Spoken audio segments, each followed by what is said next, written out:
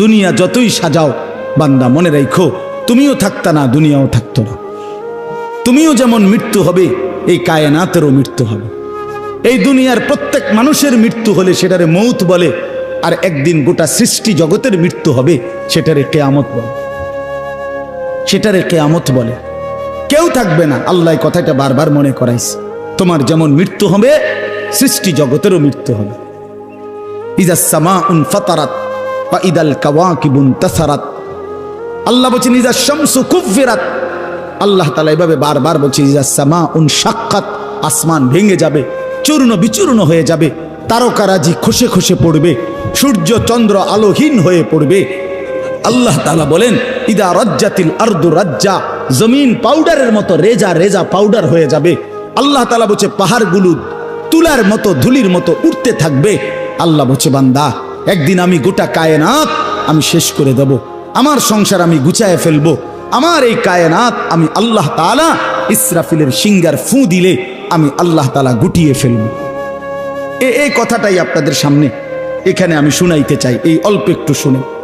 আল্লাহ তাআলা এখানে এই কথাটাই তুলে ধরছেন কোরআনের বহু সূরায়, যে বান্দা এই সৃষ্টি জগৎ একদিন থাকবে না, কিয়ামত হবে, একদিন ইসরাফিল ফু দিবে।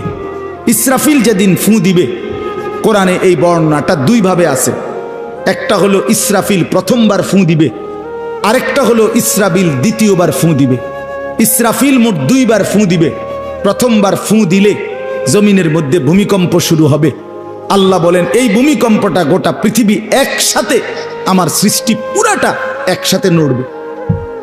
ইন্না জালজালাতাস সাআতি শাইউন আযীম।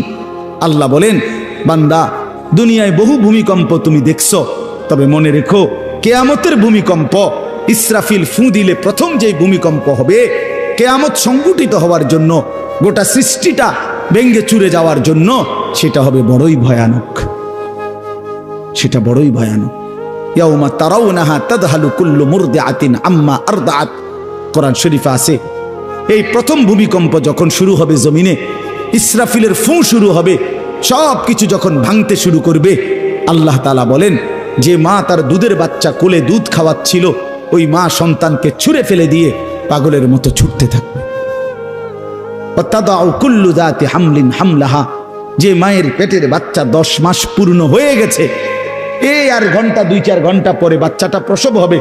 আল্লাহর কসম, আল্লাহ কোরআনে বলছে সেই গর্ভধারিণী মা 10 মাস যে তার সন্তানকে গর্ভে লালন করেছে, ইসরাফিলের ফু দিলে জমিনের কম্পন যখন শুরু হবে, ভূমিকম্প, তখন এই গর্ভধারিণী মা এভাবে দৌড়বে, এভাবে ছুটবে, নিজের বাচ্চা নিজের থেকে খালাস হয়ে পড়ে যাবে, বা ফিরেও তাকাবে।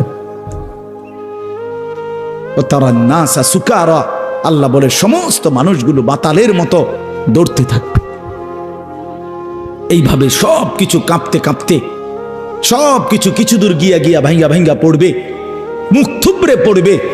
তো আল্লাহ রাসূল সাল্লাল্লাহু আলাইহি সাল্লাম বলেন সমস্ত কিছু এই সৃষ্টি জগতের যা আছে আল্লাহ ব্যতীত সব কিছুই প্রথম ফুঁয়ের পরে কাঁপতে কাঁপতে ভূমিকম্পের মতো হয়ে জমিনের তলদেশে চলে যাবে। মাটির উপরে তখন একটি সুতা আর থাকবে না, আর কিছুই না। এই হলো কিয়ামত, প্রথম ফু, প্রথম ভূমিকম্প। নির্দিষ্ট একটা সময় পরে আবার আল্লাহ তাআলা ইসরাফিলকে জীবিত করে আবার বলবেন আরেকটা ফু দাও, একটি নির্দিষ্ট সময় পরে। সেই সময়টা কতদিন? হাদিসের একটি বর্ণনা থেকে